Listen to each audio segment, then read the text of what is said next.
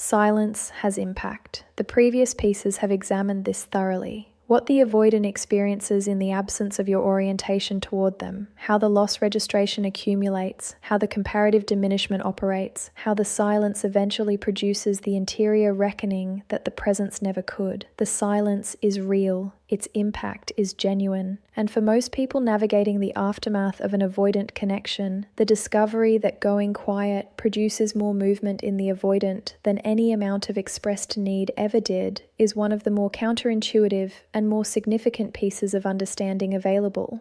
But silence has a ceiling, a level of impact beyond which the nature of what it communicates cannot produce further disruption.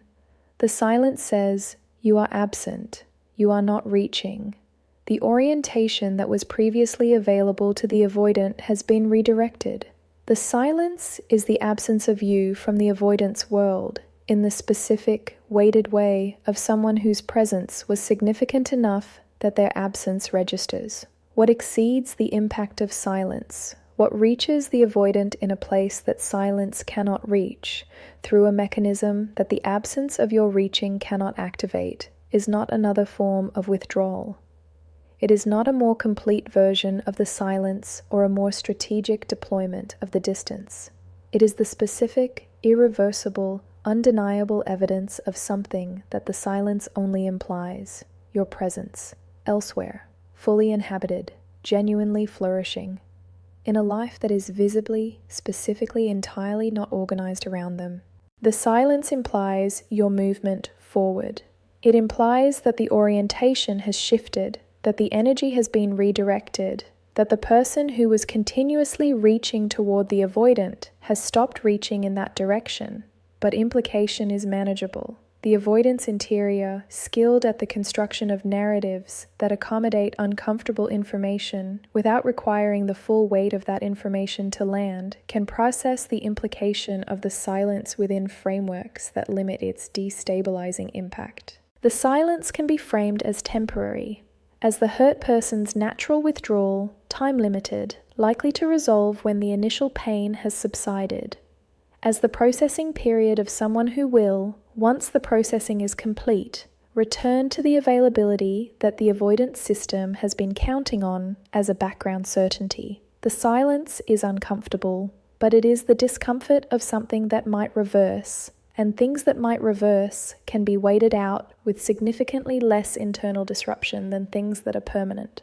The evidence of your genuine flourishing cannot be framed as temporary, cannot be accommodated within the narrative of the hurt person in withdrawal, cannot be waited out with the expectation of reversal. It is present tense, active, visible, not the absence of you, but the abundance of you, not the removed orientation, but the redirected one.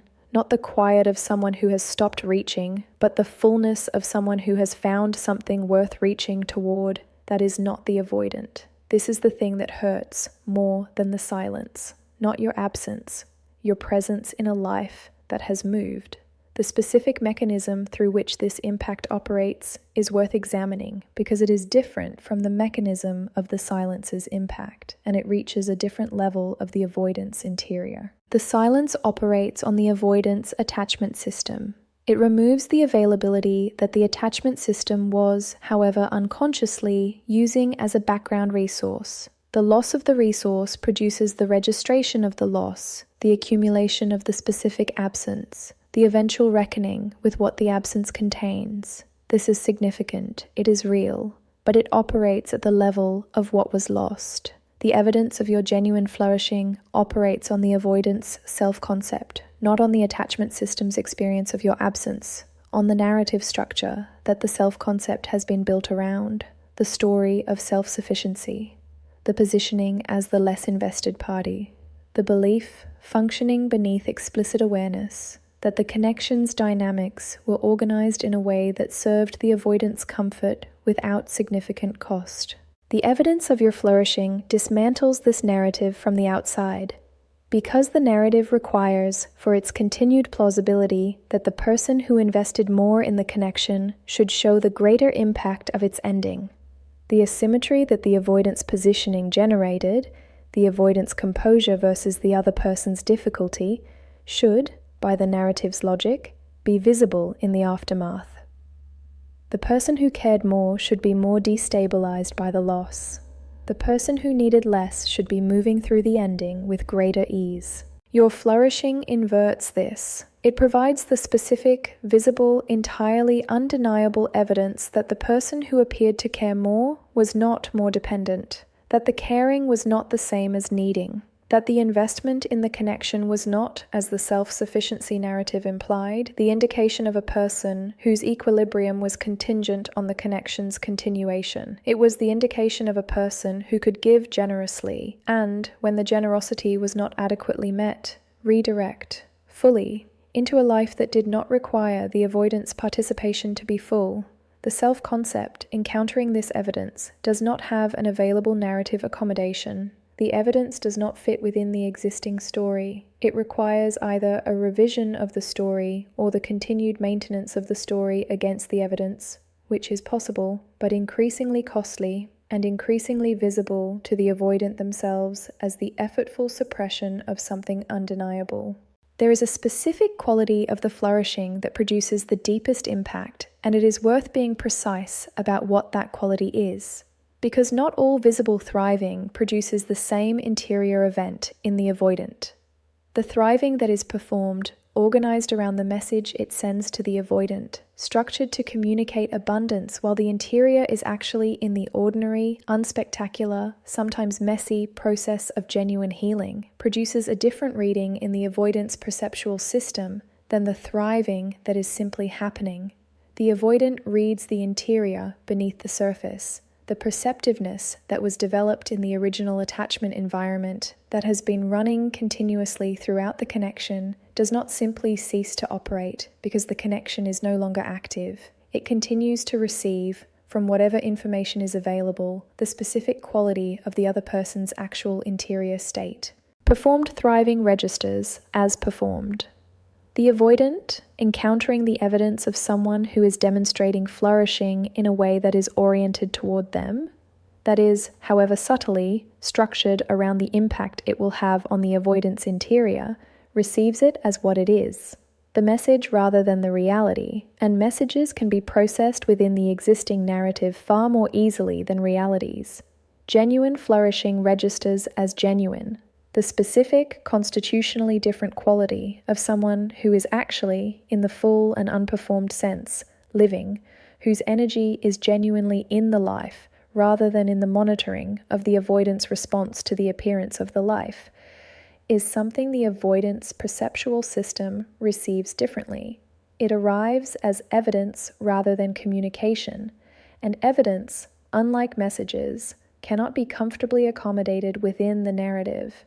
It must be integrated, and the integration requires the revision of the story. The revision of the story is where the impact lives, not in the avoidance surface response. The surface response may show nothing, or very little, or the specific composed management of someone who is working continuously to prevent the interior disruption from becoming visible. But in the interior, where the story lives and where the evidence is doing its work regardless of the surface management, the revised story says things the original story was organized to prevent, that the person who was characterized within the dynamic and within the self-concept as the more dependent party was not actually more dependent, that the caring and the needing are different things, and the distinction matters in ways the original story did not account for, that the dynamic, far from being a balanced expression of two people's different attachment styles, was an arrangement in which one person was consistently absorbing more than their share of the connection's costs, while the other received more than their share of the connection's benefits, that the arrangement was not sustainable, that the ending of it was not the loss of someone who needed the connection. It was the decision of someone who had enough self-respect, enough internal resource, enough genuine relationship with their own worth, to stop absorbing costs that a genuinely reciprocal connection would never have asked them to pay. The revised story is the most significant interior event the avoidant can experience in the aftermath of the connection, more significant than the loss registration, more significant than the comparative diminishment, more significant than even the confrontation with the pattern that the silence eventually produces, because the revised story does not only acknowledge that the pattern has costs, it acknowledges who has been paying them and who should have been paying them. And the gap between those two things, the gap between who absorbed the cost and who generated it, is the most honest, most uncomfortable, most genuinely consciousness-changing piece of information the avoidance interior has ever had to hold. Your flourishing produces this revision, not through any statement or any confrontation or any directed communication of the truth that the revision contains, simply through the visible, genuine, entirely self-generated evidence of someone who is doing what people do when they have reclaimed the energy that was being spent on an insufficient connection. They build, they expand, they become in the specific and observable way of genuine development rather than performed happiness, more fully themselves than they were inside the dynamic, the friendships that receive more, the work that receives more, the relationship with their own interior life that receives more, the becoming that was always the most important project, now receiving the full investment that the dynamic was for its duration, diverting. This building is not for the avoidant. It is not organized around the impact it will have on the avoidance interior. It is simply the natural consequence of someone who has reclaimed their energy and is directing it toward its appropriate destination. But the impact on the avoidant is real, and it is, of all the things available in the aftermath of the connection, the thing that reaches the avoidant most deeply, not the silence, not the absence, not the withdrawal of the orientation, but the presence, the full, genuine, visibly flourishing presence of someone who redirected, who found that the life, fully inhabited, was worth the full inhabiting, who discovered in the redirecting that the love they had been pouring into the insufficient return of the avoidant dynamic was capable, directed appropriately, of building something extraordinary. Who built it, genuinely, without looking back, and whose building, visible, specific, entirely real, is the most honest possible answer to the question the avoidance interior is now, too late, finally asking. What was here? What did I have? What, through the operation of a fear, I am only now beginning to understand the full cost of, did I let go?